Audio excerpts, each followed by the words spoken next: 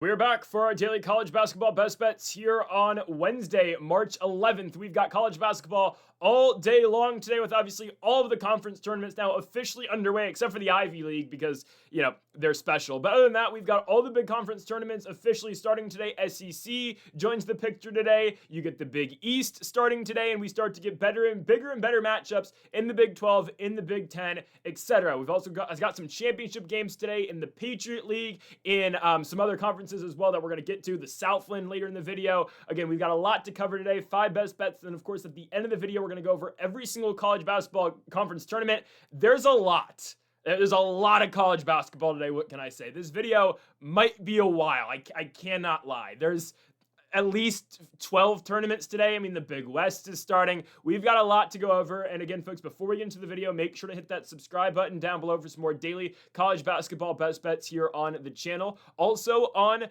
later today on Greedo Plays, we're going to have our daily NBA best bets, and on Greedo Plays MMA, our UFC Fight Night Emmett versus Viejos full card predictions. That's on Greedo Plays MMA, linked in the description down below. Go check those out and go subscribe to Greedo Plays MMA if you have not yet. Also, at the end of this video, we're going to be going over obviously all the conference tournaments, but we're gonna go over some futures that I like. Okay, there's 3 specific future conference championship winners that I really like right now, and I guess we'll do. I mean, if you've been watching, you know my 2 tournament bets I've been pretty focused on for a while. We're still holding those up, even though I know I can just say it. Illinois hasn't been the hottest team recently. We're still on the Illini to win the entire thing. I know that sounds crazy, but hey, it's March. We can get ridiculous, and they're probably going to be in Arizona's bracket, which, like, with all due respect to Arizona, I think Illinois can beat Arizona in the Elite 8. So again, we'll get to that when we get there, but we're going to have 3 futures bets for conference winners later today, or later in the video, obviously, when we go over these brackets. So you're not going to want to miss that. Again, before we get in the video, hit that subscribe button down below for more. Yesterday, 2 and 3, whatever. Stanford, see, the 2-leg would have hit. And then Stanford, but the thing is, Stanford decides to go out there, and they're struggling with Pittsburgh, which all of a sudden, I mean, right away, that's just, they're an unserious team. Stanford, by the way, no longer in the tournament.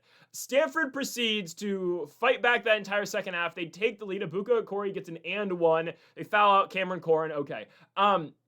Pittsburgh gets 4 opportunities to make 1 shot in their last possession. They get offensive rebound after offensive rebound after offensive rebound, and Stanford loses. All right, yeah. Have fun in the NIT. That's all I'll say there. SMU dominates, but whatever. We had the game between Missouri State and FIU. We cashed an underdog there with the with the Missouri State Bears, so we like that. Idaho plus money cashes against EWU as well. We'll take that one. Santa Clara cannot cover against Gonzaga at halftime. I thought the Broncos were going to win the game, but Gray Mike happened. And also, how about those Portland State Vikings? You know what? Yeah, you guys deserve to go to the NIT as well. So let's have a better day today, and we kick things off with the hate watch. I'm not picking this just because we're hate watching. I want to make that very clear, okay? This is not a biased pick. This is I've watched the Auburn Tigers play in 2026 pick. That's what this is. Guys, Auburn can win the basketball game, but I'm taking 7.5 points on the Mississippi State Bulldogs. There is no way Auburn covers this. I just don't see it, guys. I just don't see it. I'm not going to say this is my favorite bet of the video because that's coming up in a second, but I don't see how the Bulldogs, I don't see how they don't cover these points here. I mean, again, I know what Auburn's going to try to do. They're going to try to work the ball down low. They're going to try to get the ball to Keyshawn Hall, who obviously is their best player. He averages 20 points per game. I get it. The last time these 2 teams played, Mississippi State beat Auburn. That was Mississippi State's last win. But the thing about Mississippi State is they always score a crap ton of points. Usually, okay? We need Josh Hubbard to show up. Hubbard in his last regular season game, how about 42 points against Georgia? Whenever it's like High Point, who, by the way, again, wins the Big South Conference, which we're not surprised by, obviously. But I've said this so many times about High Point. Like, we don't pay attention to High Point for months, and all of a sudden, they're 21-2, and then we finally pay attention to them for one specific night, and they get blown out. That's my feelings about Josh Hubbard sometimes. I pay attention to the SEC more than the Big South, obviously, so the same argument can't completely be made because, like, I'm not, watching Big South games in my free time like I am with the Southeastern Conference, although I'm not a big fan of the SEC, but I still, pay attention. But regardless, like, when there's nights where we're not betting on Mississippi State, betting against or on Mississippi State, Josh Hubbard goes out there and scores 42 points when I'm not watching. But then the games where we actually do bet on this guy, he shoots 4 for 20 against South Carolina on the road. All right, pal, I need 30 points tonight. I need postseason Josh Hubbard to show up. Junior year, obviously. This is a player last year in the SEC tourney that played well, scored 26 in their first round matchup, scored 24 in their second round matchup. In his freshman season, Josh Hubbard had a very good SEC tourney, took this team to the semifinals, scored 24, 18, and 20. That was his freshman season. I need Josh Hubbard to show up tonight. I'm not saying we need a Josh Hubbard line like he put up against Georgia, where he played 34 minutes, went 16 for 27 from the field, 7 for 15 from beyond the arc, and scored 42 points. While that would be wonderful, and I'd absolutely take it, we don't need that. I need 30 points. I need 30 points tonight out of the 10th leading points per game scorer in all of college basketball. We need Hubbard to actually shoot the ball well against an Auburn team, which, they'll kind of score. Let's not forget, this team's been awful. Okay, this team is they've lost 8 out of 10 going into the SEC tournament.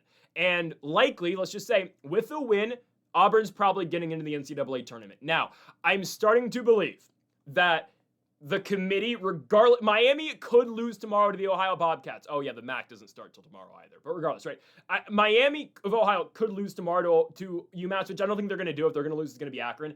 I still think they're going to put Miami in over Auburn at this point. I mean, I know, again, it's been a big conversation and a big debate all year long. I just can't see a world where they don't put the Red Hawks in over the Tigers at this point. So there are going to be potential bid stealers. We know, again, the Mountain West could 100% have a bid stealer if Utah State doesn't win that thing. Hell, if New Mexico wins it, if San Diego State wins it, if Grand Canyon wins it, they could obviously steal a bid, obviously, Utah State's got to get into the tournament, but that could be on a bubble team that gets swapped out, obviously. So again, there's still a lot of moving pieces. But I believe as of right now, if Auburn wins tonight, yes, they're going to put them in the tournament. And obviously that means no bid stealers, which is almost a given. We're going to get at least one bid stealer. My best guess is likely the Mountain West. I have a feeling Utah State's going to slip up, and right now the Mountain West currently is a one-bid league. Maybe the MEAC, but really to me, it's the Mountain West. I think Utah State's going to slip up. I think GCU gets them in the semifinals, or potentially New Mexico locks in and plays a decent game and wins the thing. I'm not San Diego State, no. Not away from San Diego, no. Regardless, right now, if Auburn beats Mississippi State, I think they're going to put them in. Indiana plays Northwestern today. We can hope Indiana wins that basketball game. You know who's going to suffer? It's going to be VCU. VCU is going to fall out as of today, in my opinion, with both Auburn and Indiana winning. Obviously, VCU plays Friday in the A-10 tournament, so we shall see what happens with them. But I think as of right now, yes, I do believe Auburn and Indiana, if they both win today, are going to be in the Last Four ahead of VCU, which is ridiculous, but they will be. Now, another situation, trust me, I'll get to the specific game in a second. I don't think UCF's beating Cincinnati today. I think the Bearcats are going to stack another one. If I'm the committee, I'm just swapping UCF and Cincinnati. Ooh, I don't know if you can do that. UCF they don't have a bad body of work. They really don't. But I think Cincinnati's deserving too, and UCF has played so poorly down the stretch of this year. Yes, they have some really good wins.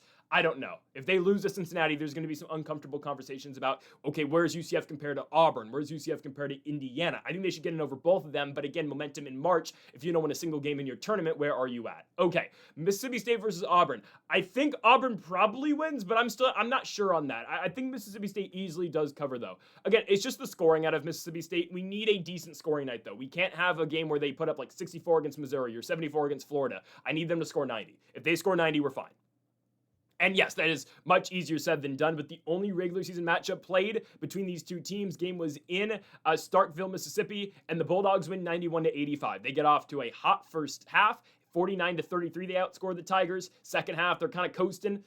Not really, actually. Auburn takes the lead late in that game. Mississippi State, though, actually does close it out. I mean, this is a 4-point Auburn lead with 2 minutes to go. After being down by 16 at halftime, the Bulldogs overcome that and end up beating the Auburn Tigers. Because, again, Auburn kind of sucks, is what I'm trying to get at here. Keyshawn Hall had a really good game against Mississippi State. Hall had 29 points. The former UCF Knight had 29 and 10. But at the same time, Josh Hubbard had 46. It was his best regular season game of the year. He went 10 for 16 from beyond the arc, 15 for 27 from the field, 46 points in 39 minutes against Auburn. I just have a feeling this is going to be another Josh Hubbard type game. I just need one. I just need one good Josh Hubbard game, and I think it happens today. Season on the line. We know Mississippi State's not going anywhere. I mean, maybe if they're lucky, they'll get into the Crown. Maybe they'll get an invite into the Crown just because, oh, well, Josh Hubbard's on this team, and because they score a lot of points, and they need someone in the SEC. But I firmly believe we're going to get a huge Josh Hubbard performance, and Hubbard should single-handedly keep his team in the game. It's a game, again, think about this too. Mississippi State, 0 expectations. But I like a team with 0 expectations that can score a lot of points because they are playing loose basketball. Auburn, and, obviously with their Nepo hire head coach and whatnot, the media still thinks Auburn should get in. And I understand the win over Florida is phenomenal. That might be one of the best bubble wins that you can have. I get it. Other than beating Florida on the road, what have they done?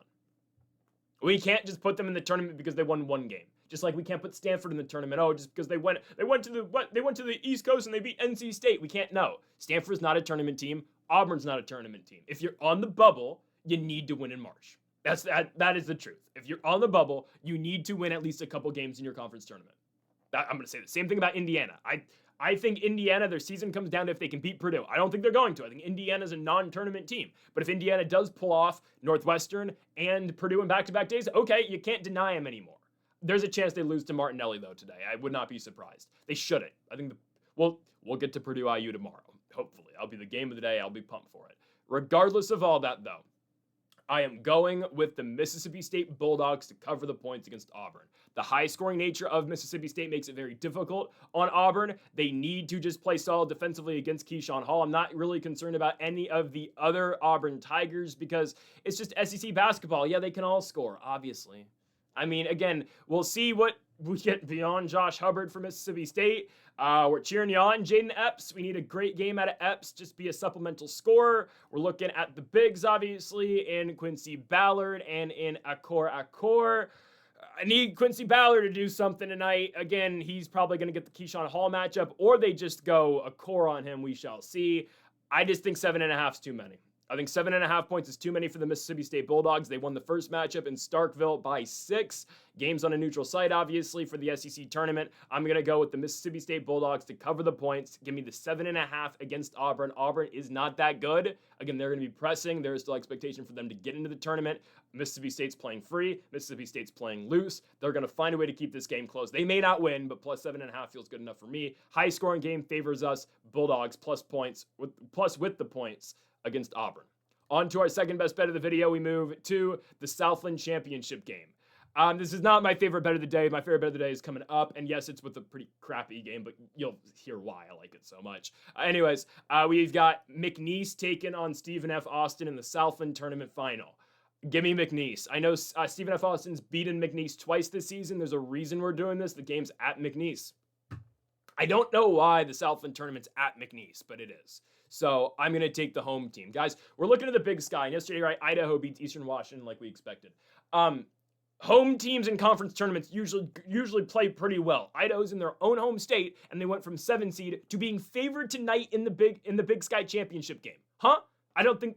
We'll get to that later. I don't think they're going to beat Montana. But anyways, they're favored to beat Montana tonight, which is kind of surprising, really surprising. I know Montana almost choked a 25-point lead yesterday, but they held on barely. Portland State almost had a chance to win that game. Still, though, home teams in these conference tournaments, you get such a big advantage. And with the season on the line, are we trusting the McNeese Cowboys to win yet another Southland title, or are we trusting Stephen F. Austin?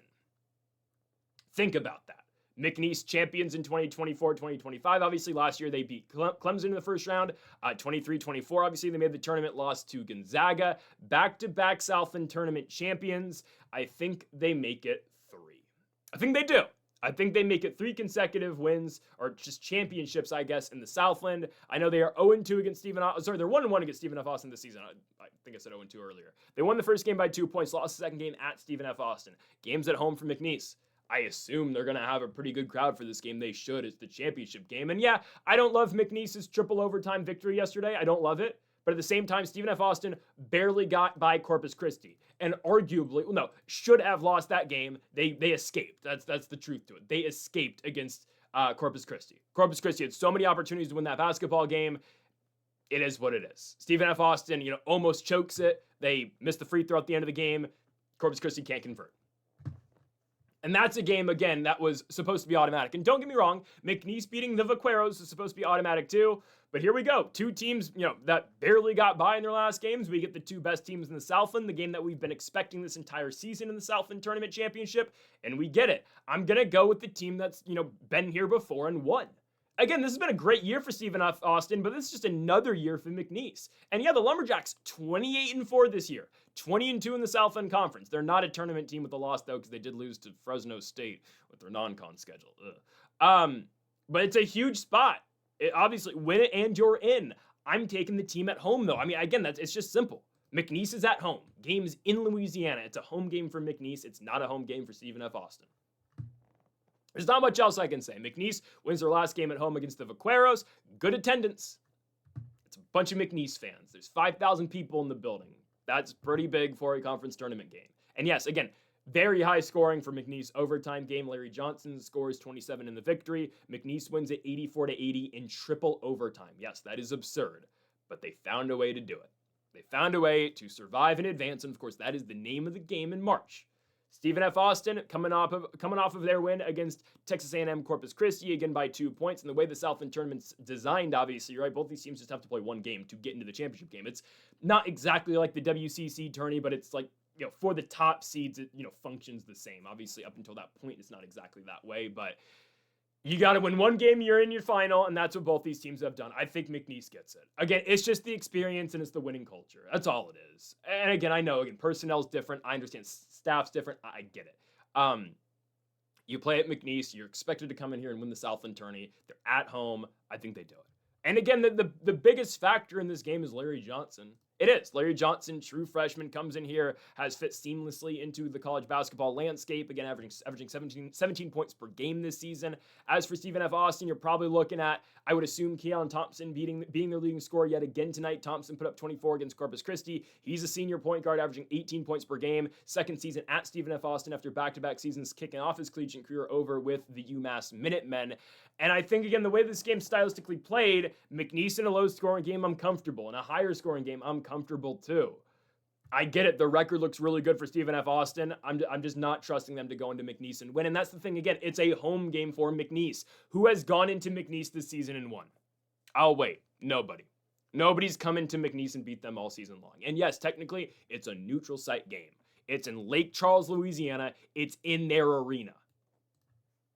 I don't know, again, how they did this. I don't know why this is all in Lake Charles, Louisiana. I don't know how they got the tournament at home. I guess it always is. I don't know. We'll take it. I mean, I don't know why they're only minus 120. Yeah, because they split. Stephen F. Austin has played slightly better in the regular season. They are at home. They are getting a better crowd now. They obviously than they did in the regular season. 5,000 people are going to be in the building. At least 80% of them are going to be cheering for McNeese. They're expected to win the game, and they will win the game. It's as simple as that. It is as simple as that proposition. Again, watch out for Keon Thompson for Stephen F. Austin. Latif Patrick averages 15.5 points per game as well. McNeese, again, struggled to start the season, but they have a solid core of guys they're going to play. Larry Johnson with 17 a game. Tyshawn Archie, who averages 14. Javon Garcia, who averages 11 points per game. I just don't see the L coming for them. I just don't. How they're not going to, again, it just all comes down to they're not going to lose at home. They're not losing to Stephen F. Austin at home. Last time McNeese lost a home game, it got to be, did they lose a home game last year? I don't think they did because they lost at Nichols and Santa Clara came in there and beat them. McNeese has not lost at home since December 3rd, 2024 to the Santa Clara Broncos. Very different Santa Clara team, obviously, that had Christoph Tilley and Adama Alpha Ball. That's the last time McNeese lost at home. They went the entire calendar year of 2025 not losing at home, and obviously, this year as well. They're going on 16 months not losing at home. And yes, technically, it's a tournament game, it's a neutral site. It's not really a neutral site when they're playing in their own home arena like they've done for the last 2 seasons. I'm pretty sure it's been at McNeese the last 2 years. I'm going to go with the Cowboys. This seems automatic to me. McNeese wins the Southland tournament. They now obviously punch their ticket into the NCAA tourney. Not entirely sure what seed they're supposed to be right now. Obviously, for ESPN, I believe they have Stephen F. Austin projected to be the team that's going to win, and they have Stephen F. Austin as a 13 seed. I have to imagine McNeese just takes that 13 seed. Stephen F. Austin currently projected to play Virginia. That would be McNeese's job. I would take Virginia to win and cover the points. Again, this is not the dominant McNeese teams we've seen in the past. They're good. Not like last season, but still, they will beat Stephen F. Austin, minus 120 for Larry Johnson and the Cowboys. On to our third best bet of the video. It's my favorite of the day. I know, again, it's minus 140. I just don't know how Morgan State's going to lose to Delaware State. I don't know why it's only minus 140. So it's a MEAC quarterfinal game. MEAC tournament does start today. This thing is structured. If I'm not mistaken, there are 9 teams in the MEAC, right? And everyone plays in the first round except for the number 1 seed, which is Howard. Sorry, so there's 7 teams in the MEAC, not 9. 7 teams in the MEAC. They all play today, and the 1 seed Howard's automatically playing on Friday. I think it's Thursday. Friday they start. They start on Friday. So there's only 1 game today in the MEAC tournament. It is Morgan State versus Delaware State. We'll talk about some of the MEAC tournament in a second at the end of the video. I'm not going to spend too much time on it, obviously, because their other games aren't until tomorrow. But anyways, right, the 3 matchups are Norfolk State versus South Carolina State in the 4-5. Winner will play Howard. Morgan State versus Delaware State today in the 2-7. And then tomorrow, North Carolina Central versus Maryland Eastern Shore. So obviously, Howard will take on the winner of Norfolk State and South Carolina State. And the winner of this game right here will take on the winner of NC Central and Maryland Eastern Shore. Okay, if I can guarantee you, I can't guarantee anything, obviously, in college basketball because the sport can be stupid sometimes. I understand. We are not going to see Morgan State lose to Delaware State. Okay, we're just not going to see it. So originally, right, MEAC tournament supposed to be 8 teams. It was 8 teams last year, but Coppin State has been disqualified this year due to APR penalties, which stands for academic progress rate. So I guess they just had too low of a GPA to qualify for their conference tournament. Yikes. So again, originally this should be an 8-team bracket, and that would actually make Delaware State play Howard, and actually originally supposed to be Morgan State versus Coppin State. So again, Delaware State should be the 8 seed. They were the worst team in the MEAC. That was supposed to be Howard's opponent, who again gets this once-in-a-lifetime first round bye. I assume Coppin State's going to be eligible next year for the MEAC tournament. So this is really 2 versus 8. Morgan State's not losing to the worst team in the MEAC, and arguably the worst team in college basketball, besides now eliminated the Mississippi Valley State Delta Devils, obviously in the SWAC. So according to KenPom, I guess Coppin State's ranked lower. Obviously, that they're ranked lower than Delaware State, but Delaware State again still a bottom of the barrel team in the KenPom right now. They are. Let me see. Let me get the exact number on them. They are. Oh, I just forgot to scroll to the bottom. 362. I just missed them. They are the 4th worst team in college basketball behind Mississippi Valley State, West Illinois, Coppin State, and then them. Morgan State's like not insanely better, but Morgan State, they're ranked 352nd out of 365 teams, but they are still ranked above Coppin State. I guess, their metrics aren't great, even though most of the MEAC is just in the bottom of the barrel of the KenPom and in the net rankings. I know Maryland Eastern Shore is higher than Morgan State. Again, KenPom, it has its flaws. Again, it's all computer-based, but it is what it is for the most part.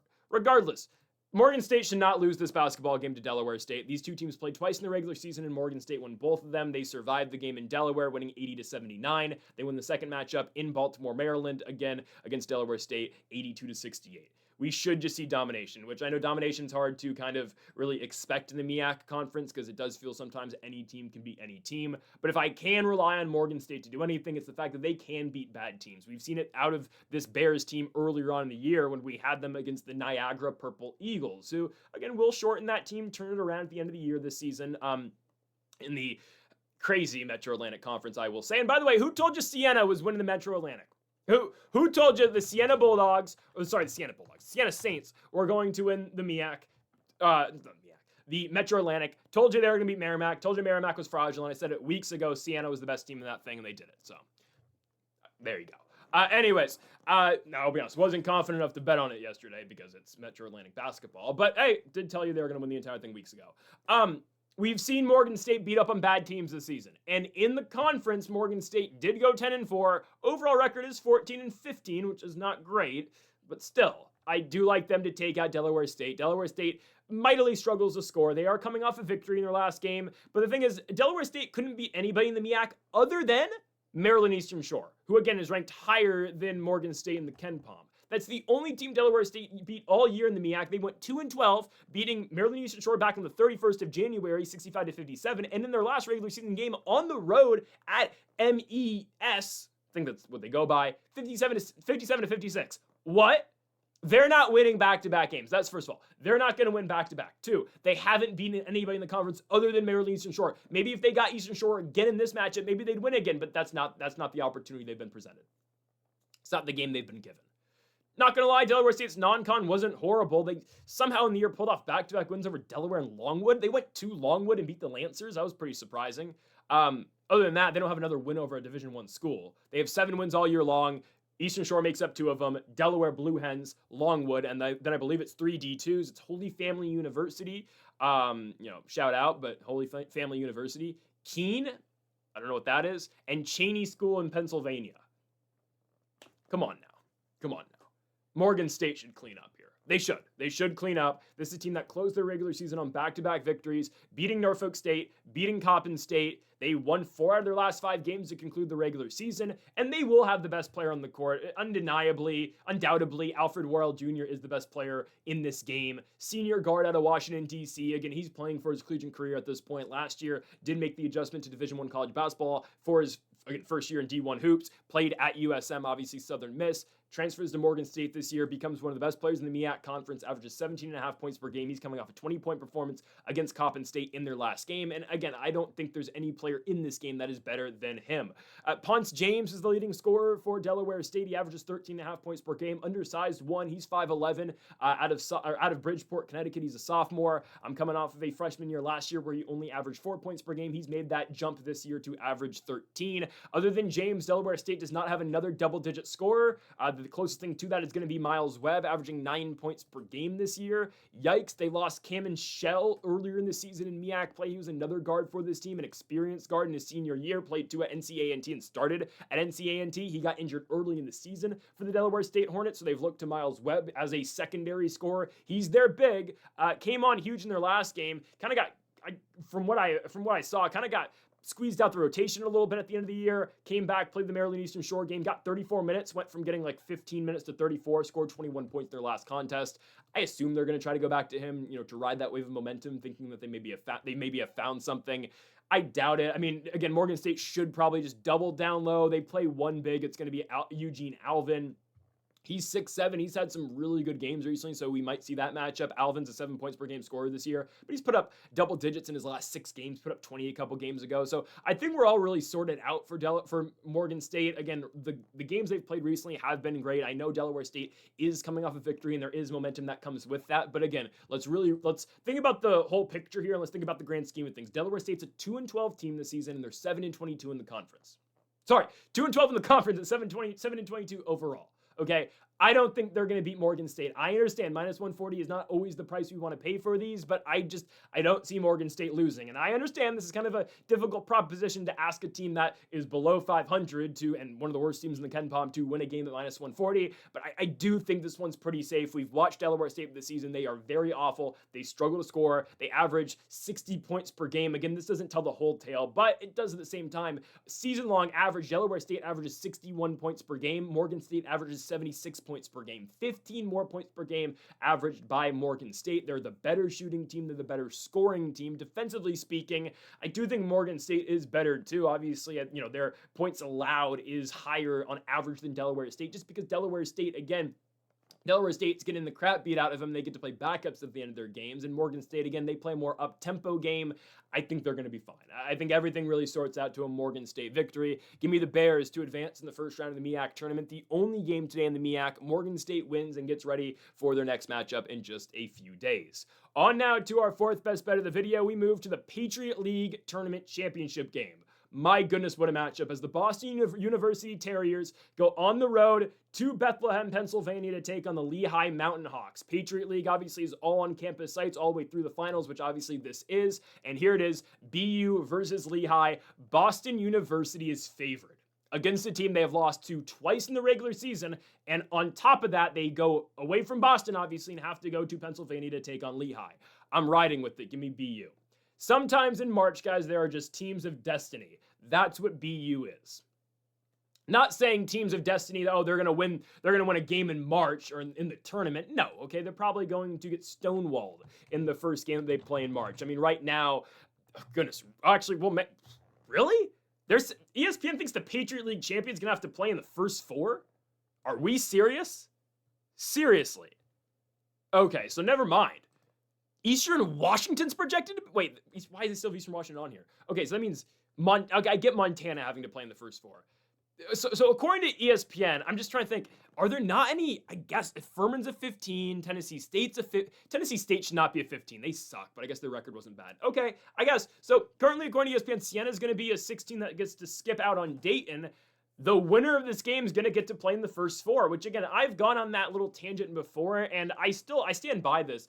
I'd rather play in the first four rather than be like Siena, who's projected to play Arizona in the first round of the tournament. I'd rather go and pick up some momentum before you ultimately lose. I know, again, both the 16s to upset the ones did not have to play in Dayton, but the odds you beat a number one seed are very low. I'd rather just get my win in Dayton, Ohio, have our team feel really good about ourselves because we won a tournament game, and maybe let's see if we can ride the momentum into the next city that we're playing against a number one seed. I'd much rather have that. So ultimately, that's probably where the winner of BU and Lehigh are going to go. Again, I have to understand, like, yes, these teams, I think the Patriot actually has some really good teams, and, you know, not everyone watches the Patriot League in the regular season, but if you've watched, obviously, and, you know, every team in the Patriot can beat everybody. Like, that's why we saw Holy Cross, and, you know, when Holy Cross almost pulled off an upset, obviously, earlier in this tournament, well, they did in the first round. In the second round, you know, I was not surprised because we saw the Crusaders all season long, and we knew, okay, yeah, they're 5-13, 11-22. That's not a bad basketball team. Same could be said about BU and Lehigh. Like, these are good teams, and currently, according to bracketology, Lehigh is projected to play, or BU would be projected to play Bethune-Cookman out of the SWAC in the first four. That would be a double-digit blowout for the Patriot League champion. They just would outscore and outpace that team all game long. And the other first four matchup with the 16s would be the winner of the MEAC, which right now is Howard, versus the winner of Montana and Idaho. Montana and Idaho would dominate Howard, right? And that's, again, I like watching the SWAC and the MEAC, but these schools are just way better, and the Patriot League is way better, and the Big Sky is way better than the MEAC and the SWAC. Again, I like Siena. I think if you had BU and Lehigh and Montana and Idaho play Siena, I think they all beat Siena. I'm just going to be honest. I think they all go out there and definitely beat Tennessee State out of the Ohio Valley. That's just kind of how I feel about it. Regardless, BU versus Lehigh, win and get into likely the first four. Taking Boston University. Again, some teams are just destined to win in March. And again, maybe BU is somewhat of a team of destiny because now we're thinking, okay, they're going to have to play in the first four. They would definitely go through Bethune-Cookman. And who even knows if the Wildcats win the SWAC. But anyways, Boston University has come up now on 4 consecutive victories. And again, when I say team of destiny, it's as simple as the way they beat Navy, and if you know this team's story, you would, start believing in miracles. So again, the Navy game, Navy's leading for 90% of the game. You see Navy obviously hit a Navy hits a go-ahead go-ahead shot with, I think it was 6 seconds to go. So BU is down 2 with 8 seconds. Chance Gladden, who had a phenomenal game, hits a shot with about 8 seconds to go. Navy goes down the court and scores on Austin Bengini, who's obviously player of the year this season in the Patriot League. And with not even 3 seconds to go, BU hits a game-winning, half-court shot to take it. Now, again, the clock operator was a little bit interesting on that. Didn't start the clock until late, but Chance Gladden hits a big shot, game over, BU wins. It's a half court, it's a logo half court shot, which is absurd. It's crazy. Again, they were bought like another second, but it is what it is. Nothing you can do about it. Again, this team was losing the entire game, and Gladden hits the big shot. He hits 2 back-to-back shots, and he blows by Kehoe to win the game, essentially. Crazy stuff. Again, the craziest thing you're going to ever see. But beyond that, if you watch BU this season, they are extremely injured. You watch a BU game at any point this season, there's 7 guys in uniform, and there's another 8 plus guys in suits. BU's coach all year long has required their players, we wear suits if you're not playing. So you can easily tell. They're not disguised in team gear, so you don't know, who's going to come off the bench. No. You know which guys aren't playing for Boston University. They're completely in suits, and there's 7 guys who are in the layup lines. You barely have enough to do layup lines, and Boston University rolls in there with their 7 players. They play all of them, and they still win. So the guys to watch out for, Michael McNair has been their guy all year long. McNair, I know Gladden had a big game against Navy. McNair has been the guy, though, this season. Junior out of Temecula, California, averages 17 points per game. Still put up 22 against Navy. He's been phenomenal. He's hit big shot after big shot this season for them. Went 5 for 8 from the three-point line against Navy. Gladden's been their second leading scorer all season. He's averaging 15. Again, had the game-winning half-court shot against Navy. Scored 26 points. He's a true freshman out of Raleigh, North Carolina.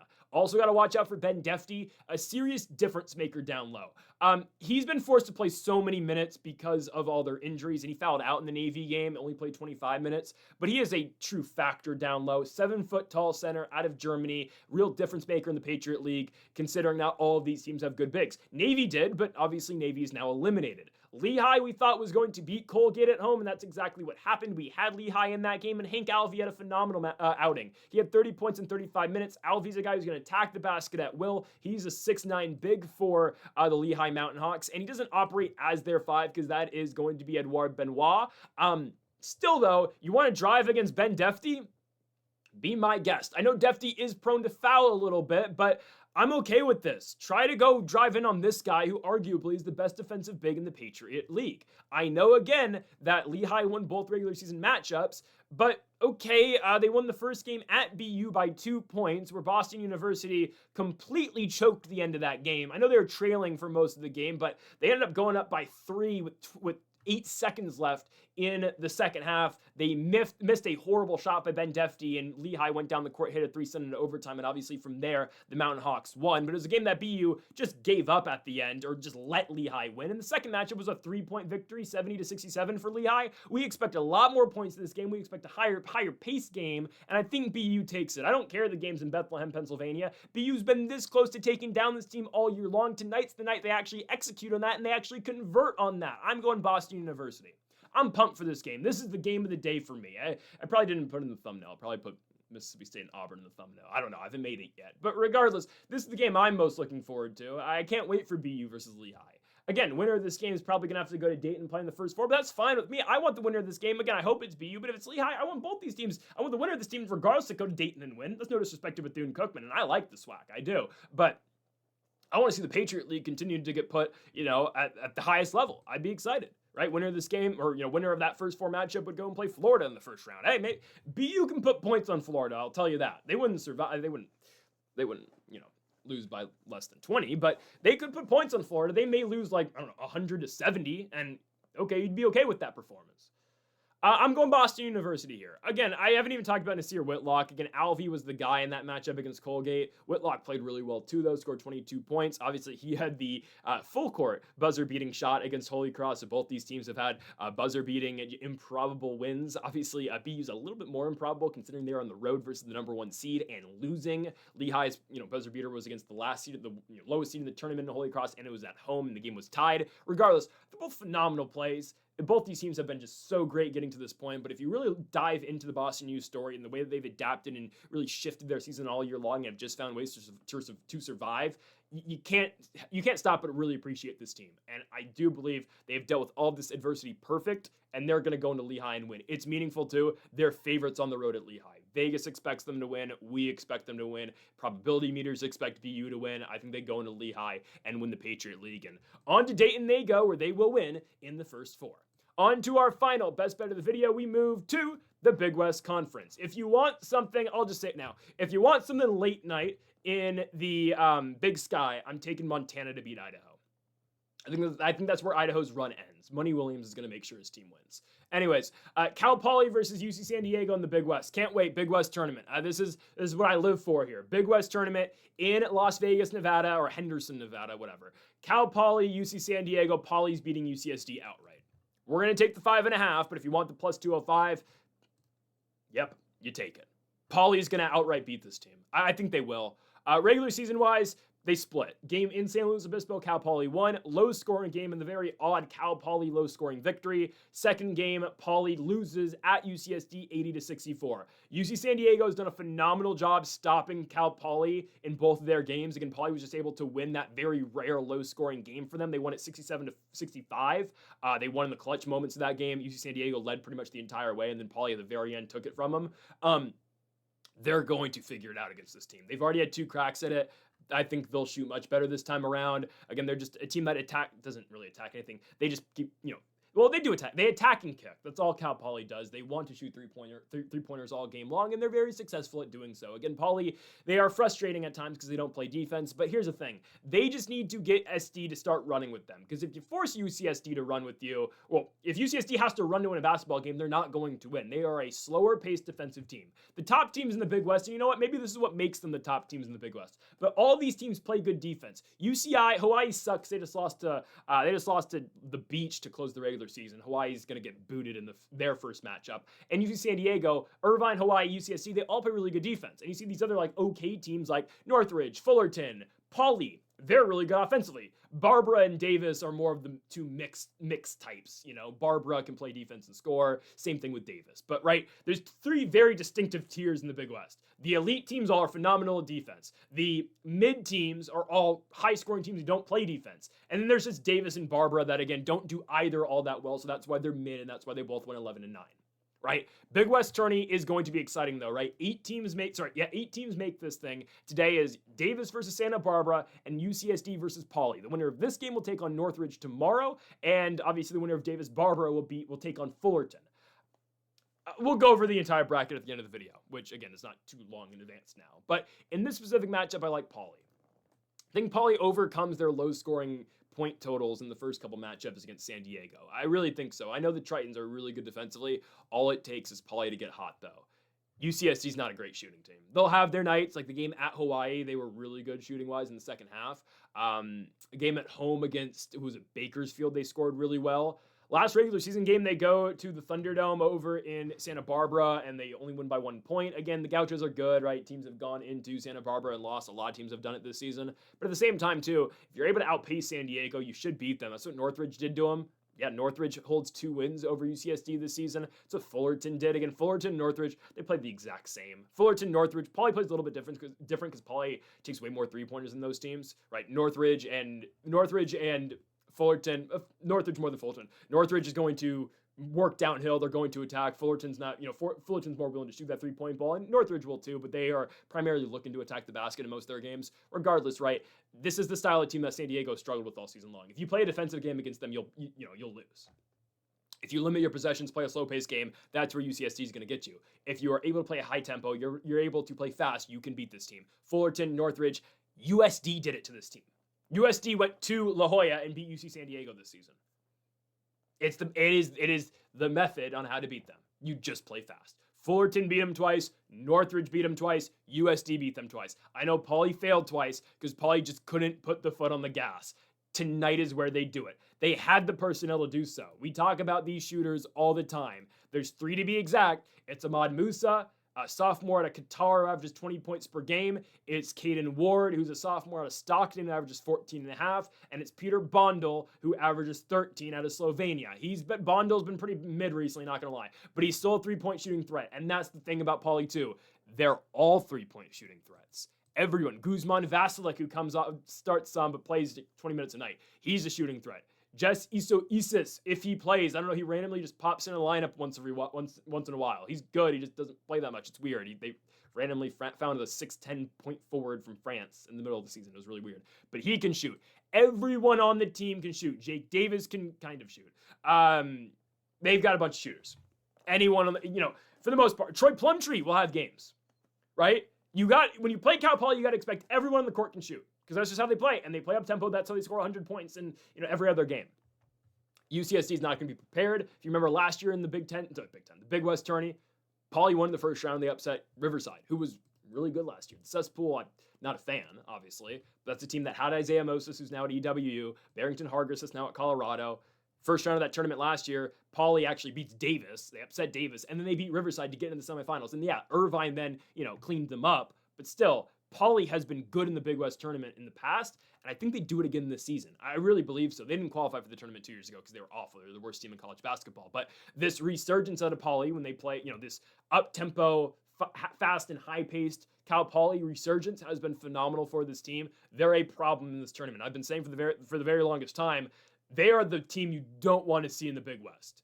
Because when you see Cal Poly, across from you in the bracket, oh crap, we got to be able to play up tempo and we got to score. Either that or we have to play the most physical defense we possibly can, and we just need to hope, luck goes on our side a little bit and they just don't hit every single 3 they throw up. Because, watch the Hawaii game. When Pauley went to Hawaii, they couldn't miss mid-range shots in that game. They were driving and attacking. That's probably not the best example. The UCR games, they could not miss. The UCI games, this first one, they could not miss.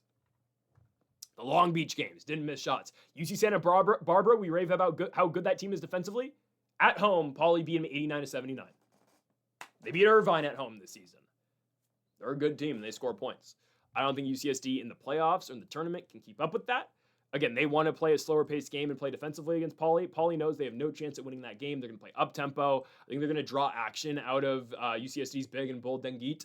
I think they're going to force action out of the former Portland Pilot. If you get him in action, you really, if you attack him, step back, he's not going to be able to recover in time. Leo Beath, obviously, or Leo Beath, best player for UCSD, hasn't had a great scoring night in a while. Again, my problem with the Tritons is, where does their scoring come from? It's a random player every single night, but again, it's like, oh, you score 70 points, you score 60 points, your leading scorer gives you 15. That's not going to fly against Cal Poly. I'm going to go with the Cal Poly Mustangs. I'm taking the Cal Poly Mustangs to win this game on the road at UC San Diego. At UC.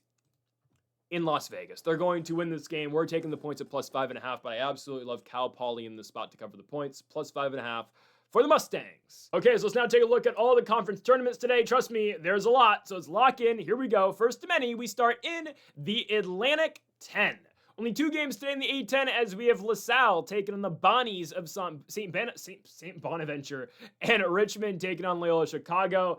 LaSalle versus St. Bonaventure, crapshoot, I'll go St. Bonaventure.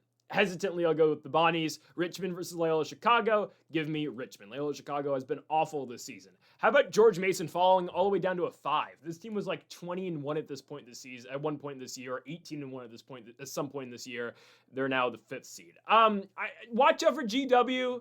I think GW can be a little bit sneaky, but obviously St. Louis is the favorite. VCU could definitely go on a run. They need to win at least 2 games, I think, in this tournament to make the NCAA tournament. So they need to beat, the Duquesne, Rhode Island winner. They would need to beat the Hawks, obviously, of St. Joseph. Watch out for Dayton, too. They're not horrible, but we'll see. I think St. Louis still, is in line to win this entire thing. But today, I like St. Bonaventure and I like Richmond as well. Next up, going to the Big Ten. So obviously, this is the conference in college basketball. A lot of matchups today. There's 4 of them. I did not cover a single one because I didn't like the value in any of these games. Yesterday, Maryland beats Oregon because Oregon scored 12 points in the first half. That's not a joke. That's real. And then Northwestern obviously beats Penn State. So Iowa versus Maryland. Shout out to Maryland for winning a game in the tournament, but we know where this one's going. Iowa easily advances. We know USC sucks, so Washington wins that. We'll hold on this. Minnesota versus Rutgers. I'll go Minnesota. They played better basketball, much better basketball in the second half of the season. And then Indiana Northwestern, I'm going with the Hoosiers. Lost at home last time they played against Northwestern, where if they won that game at Assembly Hall, they'd probably already be in the tournament for sure, but now they have to go and beat Northwestern, and likely they need to beat Purdue tomorrow as well. Let's hope they can do that. But give me the Hoosiers to beat Northwestern. Other news, I like Michigan State to win the Big Ten. I still like Illinois to win the entire thing. I'm talking the entire 68-team bracket. Big Ten specifically, though, I'm taking Michigan State. That's one of the futures we have today. I really like Michigan State to win this. Why? Okay, they should beat Nebraska. I know they struggled with Nebraska in the regular season a little bit. I get it. Okay, 1 game in a semifinal spot, Michigan State versus Nebraska. I'm taking Michigan State. There is a chance that could be Indiana. Probably not. It'll probably beat Nebraska. Because I think Indiana will beat Purdue, and I think Indiana will lose to Nebraska, where Michigan State will beat Nebraska. Illinois, Michigan, game's going to be a bloodbath. Likely Michigan wins. I think Michigan State on the 3rd attempt will beat Michigan in the championship game. So again, get your value while you can. Michigan State, in my opinion, is winning the Big Ten. Okay, next up we move on to the ACC. We don't have a futures winner here because Duke's like a -300 favorite to already win this thing. Regardless, though, yesterday, Wake Forest beats Virginia Tech, basically eliminating the Hokies. Pittsburgh beats Stanford, eliminating the Cardinal. SMU beats Syracuse. All things considered, a phenomenal day for Southern Methodist. Both teams in the bubble in the ACC lost, and they won. So SMU's probably in, as VTech and Stanford, both, in my opinion, kind of have to be out now. Definitely Stanford. SMU today takes on a Louisville team without Mikal Brown. He's out for the entire ACC tournament. I think SMU makes it close. Louisville's the better team, though, and they should win. North Carolina State, Pittsburgh, game's not close. NC State blows out an awful Pittsburgh team. Clemson, Wake Forest. Clemson should take care of business. FSU, Cal. I am going to go with California to pull off the upset, where they will go on to get blown out by Duke. Cal will, for the moment, re-enter the bubble conversation, and the conversation will be, well, if they beat Duke, they're in the tournament. It's not going to happen. Again, we know Duke's winning the entire thing, but maybe North Carolina could give them a fight in the semifinals. Probably not, though, given the injuries that they have. Next up, we go to the Big 12. Yesterday, Cincinnati beats Utah. ASU beats Baylor, which thought was going to happen. We thought they were going to cover, so shout out to ASU for winning. BYU beats Kansas State, and Colorado loses to Oklahoma State. So now we are down to the next round, UCF Cincinnati. Give me Cincinnati. I think UCF's awful. I think that game maybe kicks them out of the tournament. Give me the Bearcats to beat UCF and take on Arizona tomorrow. Iowa State, ASU, take ASU on the points. Iowa State should win. I am absolutely not sold on that team winning, though, in March, okay? Cyclones, to me, feel like a first weekend exit in the second round of the tournament, in the NCAA tournament. They should beat Arizona State, but Mo Udom and the guys should be able to cover the spread. WVU, BYU. WVU is a 4.5-point dog. Give me the Mountaineers to cover that. DeBonsta, look at BYU. Yeah, DeBonsta's great. BYU sucks. West Virginia covers. BYU barely gets by before losing to Houston. Texas Christian, Oklahoma State, TCU wins. Again, I don't know who's going to win this entire thing. I expect likely an Arizona versus Houston championship game, but watch out for the Jayhawks, man. They're still very dangerous. Next up, we go to the SEC. Obviously, this begins today. Everyone's favorite conference of college basketball. Florida's got this thing in the bag, but that's neither here or there. Kentucky, I think Florida's great. Rest of this conference, yeah. Kentucky, LSU. Well, it'll be a damn shame if Kentucky doesn't win the game. So give me Otega Oweh and the Wildcats. Auburn versus Mississippi State. We like the Mississippi State Bulldogs to cover with the possibility of winning. Texas, Ole Miss, Texas. Oklahoma, South Carolina. Should be Oklahoma. Should be. Maybe Gamecocks probably cover. We'll see. Again, Florida probably wins this entire thing. Next up, we move to the SWAC. We are down to 8. Yesterday, Prairie View beats Alcorn. Jackson State beats Grambling. So Jackson State kind of pulls off an upset yesterday. We're down to 8. It's just the regular seeded 1 through 8 teams. Bethune versus Prairie View. Bethune. Southern versus A&M. Give me Alabama A&M. Florida A&M versus Jackson State. Give me the Rattlers of Florida A&M. Southern Arkansas Pine Bluff. Southern. I still expect a Bethune-Cookman championship here, but again, we shall see. Next up, we move to the Big East, another power conference. This is my other future that I like. UConn to win this, I think, is like plus 150 right now, plus 130-ish. Give me the UConn Huskies. I don't believe St. John's can beat them in a championship game. I know it's at MSG. UConn last time beat the Johnnies by 38 points, held them to 40. They should do it again in the championship game. But how do we get there? Today, we have 3 games. Butler versus Providence. Give me the Friars. Give me the Friars. Marquette, Xavier, hesitantly Marquette, but legitimately zero confidence at all. DePaul, Georgetown, DePaul. How is Georgetown how are they so bad, man? Georgetown Hoyas basketball means something.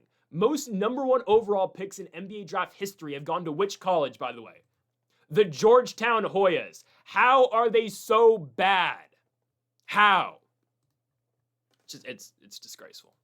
Next up, the Mountain West. This is going to be chaos because if anyone other than Utah State wins it, it's a bid stealer. Yes, New Mexico and SDSU are on the bubble, so maybe these teams can work their way in. There's a very high possibility, again, these 2 teams play each other in the semifinals, and the winner of that game punches their ticket into the NCAA tournament because they'll get a win over the other. Okay, this thing's going to get complicated. First round, UNLV should beat Wyoming. Nevada will definitely beat Air Force. Colorado State probably beats Fresno State. Boise State should beat SGSU. These games today, I'll be honest, are not that competitive. The only one that could be competitive is this one. Colorado State, Fresno State might be tight. San Jose State, oddly enough, can score points, but I don't think they're going to beat Boise. Boise's got too much size on that team, especially with San Jose State. A lot of their bigs are already out. Where this thing gets tricky is starting tomorrow, and really the semis. I'll tell you this. I think all of the high seeds win. I think all of the high seeds win in the next round. I think GCU is going to upset Utah State. I think likely New Mexico is going to get by SDSU. New Mexico will punch their ticket in the tournament, and that's how we get to a potential 3-bid Mountain West. But I think then New Mexico probably beats Grand Canyon in the finals. I want GCU to win, but I don't think they're going to. I think New Mexico is going to win the Mountain West. Yes, I know this team's been crap for us all year long. I know they did not have a hot end to their year. I think they figured it out and win the Mountain West personally. I actually think they do. So there's that. We shall see, though. We shall see. A lot of basketball left to play. MEAC. Of course, we only have 1 game today in the MEAC, but again, the rest of the bracket goes as follows, right? Morgan State plays Delaware State today, and then Norfolk SC State, and then NC Central versus Eastern Shore. Howard should win this thing.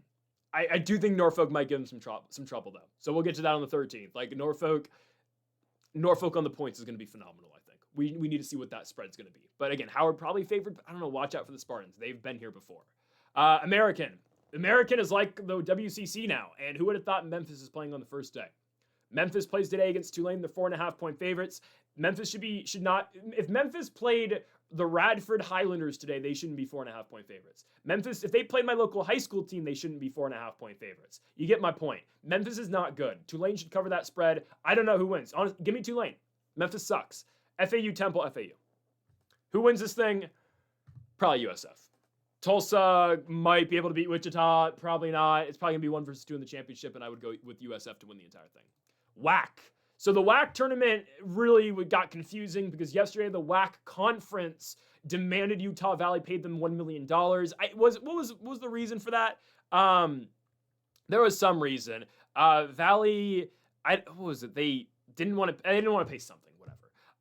But Utah Valley ended up paying the $1 million at the final minute. So Utah Valley is in the tournament now, which they were going to ban the number 1 seed from the WAC tourney, which would have been absurd. Which how would they have done this? How would they have done it? It would have been a 6-team bracket. I guess they would have just made Cal Baptist the one. No, I don't know what they would have done. Oh no, they would have just they would have just bumped Utah Tech to here and just eliminate Utah Valley. They would have bumped everyone up one. Whatever. Anyways, Albanine Christian, Tarleton State today. I'll go Albanine Christian. Don't bet it. Okay. Albanine went 2-1 against Tarleton this year though, so there's that. CUSA continues today. The high seeds play today, so Liberty is going to play Missouri State. New Mexico State's going to play Jacksonville State. Surprising outcome, the Aggies beat the Gamecocks. Sam Houston ends their season. Liberty, Missouri State, shout out to Big Mike in Missouri State, but Liberty's going to eliminate them. Even though Missouri State does have like the kind of style and the personnel that should be able to compete with Liberty, still give me the Flames in that one. I love the Big West, and here we are. We are now obviously down to 8 in the Big West. I will just go over the entire tournament right now. And also, this is our third future that we like. UC Irvine should win the Big West. Yep. Defense wins championships. They play better defense than Hawaii. They're more proven than Hawaii, and they're better than Hawaii. Jurian Dixon and UCI should win the Big West. They were second place last year in the Big West, losing obviously in the championship game to UC San Diego. UCI ended up going to the NIT championship game where they ended up losing to the Chattanooga Mocs. They should get into the tournament this season, the NCAA tournament. They already have a ticket punch to the NIT if obviously they don't come through here, but they should be an NCAA tourney team this season. Watch out for Pauley. I think Pauley's going to beat UCSD. I think Pauley's going to beat CSUN, and then I think Pauley's going to lose to Irvine in the semifinals. On this side of the bracket, Davis, Santa Barbara. I think Santa Barbara beats UCD today. I think then Santa Barbara probably beats Fullerton, and then I think Santa Barbara then also beats Hawaii. I think the 7th seed is going to go all the way to the championship, and that's where that's where UCI will beat them. Hawaii sucks. They just lost to eliminated LBSU and Gavin Sykes the other day in Hawaii. That team's ass, and they've been exposed. Somehow they're still a 2. I'm telling you, UCSB will get them, or Fullerton will get them too, but I kind of rather it be UCSB because they match up better against Hawaii. Finally, the Big Sky. Again, it is Starch Madness over in Idaho. Obviously, the Vandals now get a home state game against the Montana Grizzlies where they are favored as of right now. I don't understand that. Give me the Montana Grizzlies to win the basketball game. We were on the wrong side of that Montana-Portland State game, and yesterday I said, regardless of who wins in the Idaho-Eastern Washington game, we liked the winner of Montana and Portland State to win the entire thing. It ultimately ended up being the Grizzlies. They got out to a hot start. They were up by 20 points going into half, and Portland State made a very great comeback in the second half, but it was just too late. Montana barely holds them off. Portland State did cut the lead to 1 point at one point, but they never had the lead post the first 2 minutes of the game where they were up, 5-1? I think Montana beats Idaho. Why? Experience matters. Money Williams has been here. He's one of the best players, if not he was the preseason best player in this conference. He will beat Idaho. He scored the first 13, 15 points for Montana yesterday against the number 1 seed against Portland State. Who's to say he's not going to beat the 7th seed in Idaho, who's on a phenomenal run? Sac State, Montana State, EWU. They haven't played a team like Montana. I would have told you the same exact thing if Portland State had won that game. This side of the bracket was always way more dangerous than the bottom side of the bracket. I'm going to go with Montana to defeat Idaho and go dancing somehow, some way in a year that it seemed very unlikely Money Williams and the Grizzlies were going to the big dance. They will find a way to do so, and they're going to have to play the MEAC champion likely in the first 4 where, Montana's going to do some bad things to Howard, in my opinion. So anyways, that'll do it for our college basketball best bets and obviously our previews as well for the conference tournaments. If you have not yet, though, folks, make sure to hit that subscribe button down below for more. Make sure to leave a like if you did enjoy the video. Make sure to comment if you did disagree with any of the picks. We'll be back tomorrow for more daily college basketball best bets and more tournament action and previews. Folks, thank y'all for watching, and Mamba forever.